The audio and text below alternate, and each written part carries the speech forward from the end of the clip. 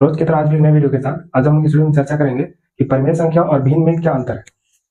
देखिए तो परिमेय संख्या किसे कहते हैं? वैसी संख्या जिसे हम लोग क्या रूप में लिख सकते हैं? पी बटा क्यू के रूप में, जहां पी और क्यू दोनों क्या होना चाहिए? तो पूर्णांक होना चाहिए। पूर्णांक के साथ साथ क्या होना चाहिए? तो सअभाज्य संख्या होना चाहिए। सअभाज्य संख्या उसे कहते हैं कि दो संख्याओं का पेयर यानी जोड़ा हो, वो दोनों संख्याओं का जो एचसीएफ होगा एक होना चाहिए।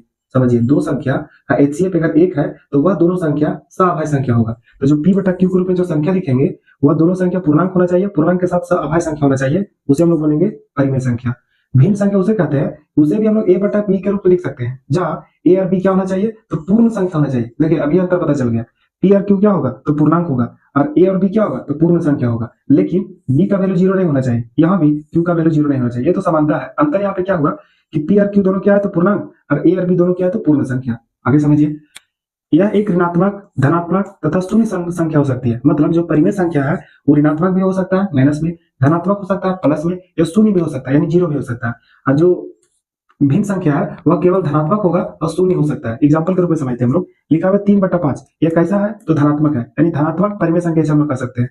देखिए -4/8 ये परिमेय संख्या भी नहीं है, इसे हम लोग काटेंगे, क्योंकि 3 और 5 तो परिमेय संख्या, 3/5 तो परिमेय संख्या है, क्योंकि 3 और 5 का एचसीएफ अगर निकालेंगे तो एचसीएफ होगा 1, यानी दोनों में कोई भी ऐसा संख्या ना होना चाहिए जो कटे।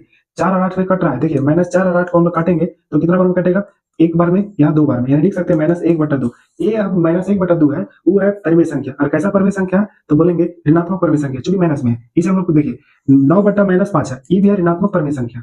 इसमें देखिए, इसमें कोई भी सअभाज्य संख्या दोनों है, ये दोनों सअभाज्य संख्या, क्योंकि दोनों का एचसीएफ निकालेंगे तो एक होगा। अब जीरो को हम लोग लिख सकते हैं 0/1, पी बटा क्यू के रूप में हो गया, तो कैसा संख्या हो गया? परिमेय संख्या। आगे देखिए, इसका एग्जाम्पल है 5/8। 5/8 जो है वो भिन्न संख्या है। 3/6 भी भिन्न संख्या है, और जीरो भी भिन्न संख्या है, क्योंकि जीरो को हम लोग लिख सकते हैं 0/1 या 0/2 हम लोग लिख सकते हैं।